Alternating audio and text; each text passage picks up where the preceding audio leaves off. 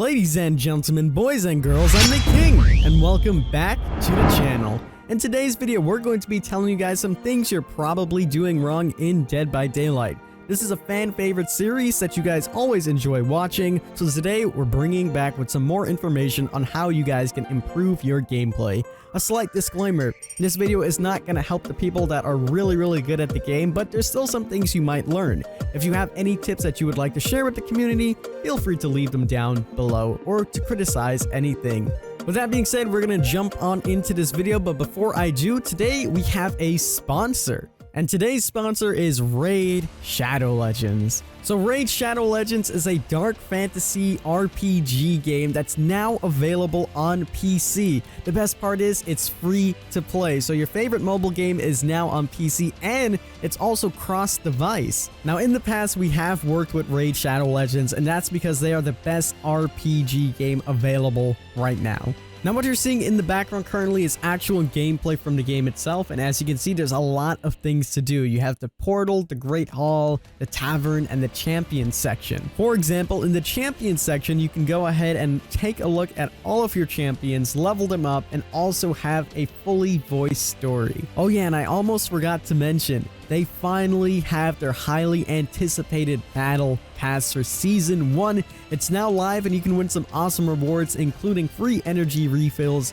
gems, upgraded artifact sets, and new epic and legendary champions by fulfilling the daily and weekly challenges. So if you guys are interested in Raid Shadow Legends, make sure you go ahead and click on the link in the description, and for every new player that goes ahead and uses that link, you'll get 100,000 silver and a free champion called the Heat Sweeper. And I mean, just take a look at how badass she looks. She's a dark elf and she just looks stunning. Once you do sign up, you'll get everything in your inbox and you'll have 30 days to claim it and use it and have fun.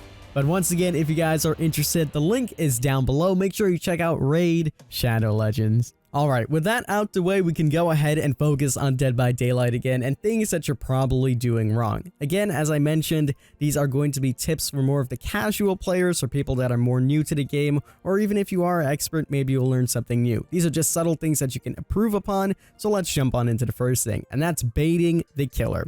Baiting the killer is something that a lot of people don't know how to do, and it's one of the most common things that you can do to buy yourself some more time in a lot of situations. You can use this at pallets, at windows, and, you know, as you get better in different locations as well. So let me tell you what the pallet bait is. What a lot of people tend to do, the mistake that they make is they run their loops, or if the killer's right there, they run to the nearest pallet and drop it because they think they're going to die. And especially when they're not even injured yet. You don't want to do this. Don't waste that pallet. Don't be afraid to take that initial hit. What you need to do is bait it. You walk over to it, you stand still, and the killer expects you to drop it if you're standing still by the pallet. It's very rare that a killer would swing through a pallet unless they're a really good killer. So this goes for the opposite side as well. If you're playing as killer, don't respect pallets at all. Just take the stun. It doesn't matter. Take the stun, break the pallet, keep it moving, try to swing through them, and if dedicated servers are on your side as well, you can get that hit. This also works with windows, not in the same way where you wait by the window, but you act like you're going to vault the window but don't actually vault it. Now this one's a little bit more tricky to pull off, and every killer is not going to fall for this one. You can even put a little 360 at the end of this to make it even better, and it's a common way that you can just buy yourself some more time. Now, if the killer is respecting a lot of pallets, chances are they might respect this as well and swing prematurely, preemptively, thinking that you're going to go ahead and vault that window. So on the flip side, for the killers, you don't want to just swing thinking you're going to get that hit. If the hit is too far to connect, don't even try it because chances are the survivor could fake it and then they'll buy themselves some more time and you'll have to continuously chase them over and over again.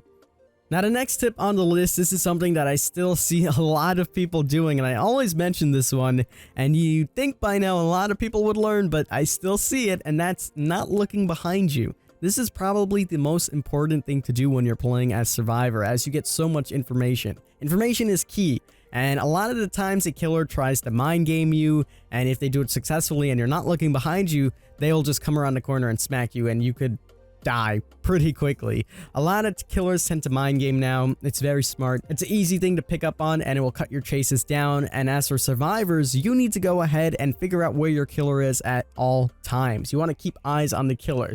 This especially is essential when you're looping at a high wall. So if you don't know where your killer is and you're just relying on that red stain, they can hide that red stain, come around the corner, and smack you if you're like camping a pallet or anything like that. So keep your eye on the killer. Look behind you, especially for projectile killers as well, such as the Huntress. If you're running in a straight line, not looking behind you, chances are she's going to snipe you and just hit you with a hatchet pretty easily. You don't want that happening, so keep an eye on them. It's a little bit more difficult for people on PC to look behind them than it is on controller, but it's a skill that you definitely should work on and try to improve on if you want to extend your chases and things like that. Now, this kind of segues into the next thing that I'm talking about, and that's with the killer mind gaming. You want to mind game at pretty much all of your pallets, unless there's a survivor that's like just running to all the pallets and dropping them. In that case, eat those pallets up. But if they're not doing that, you want to mind game, and what ends up happening is when the survivor doesn't know where you're at, they tend to camp the pallets or wait around until they figure out where you're coming from,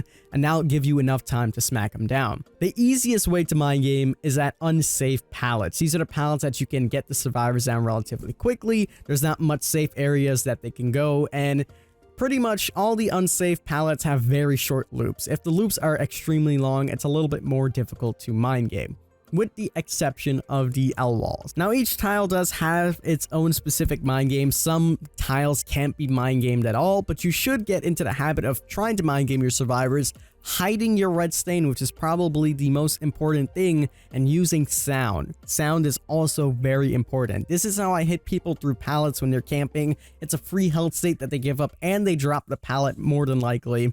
They go ahead, they camp the pallet, you hit them, then they drop it, wasting the pallet as well, which again segues into something else. If you're camping a pallet or you get hit, don't drop the pallet. Keep the pallet and utilize it for something else. Go and run to a different tile and then come back to it later.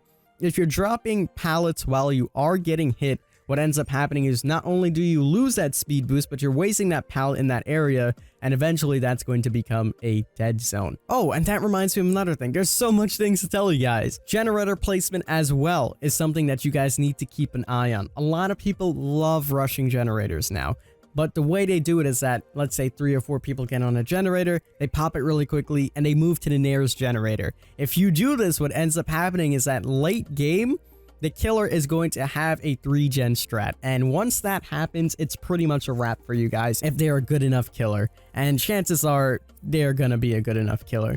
Be careful and mindful of the generators that you're working on. The best way to do this is to work on the generators in the middle first, so that way you're guaranteed to have generators on both ends, and then you can go ahead and whittle them down and figure out which ones need to be worked on and which ones you don't need to work on. And that's going to wrap it up for this video of just a bunch of random tips that you guys can improve on. This video wasn't really formatted in a way where I'm giving you guys bullet points and explaining it. It's more of me just ranting along of things that I see all the time and how you can improve on it. I hope that the gameplay in the background did give you a little bit more light onto some of these things, and I hope you guys did enjoy this video. If you did, make sure you leave a like down below, subscribe for some more daily Dead by Daylight content. It's funny to say that, daily Dead by Daylight content, but yes, we're going to be uploading every single day, so make sure you stay tuned for that. As always, I'm the King. I tip my crown to you guys, and we'll see you in the fog.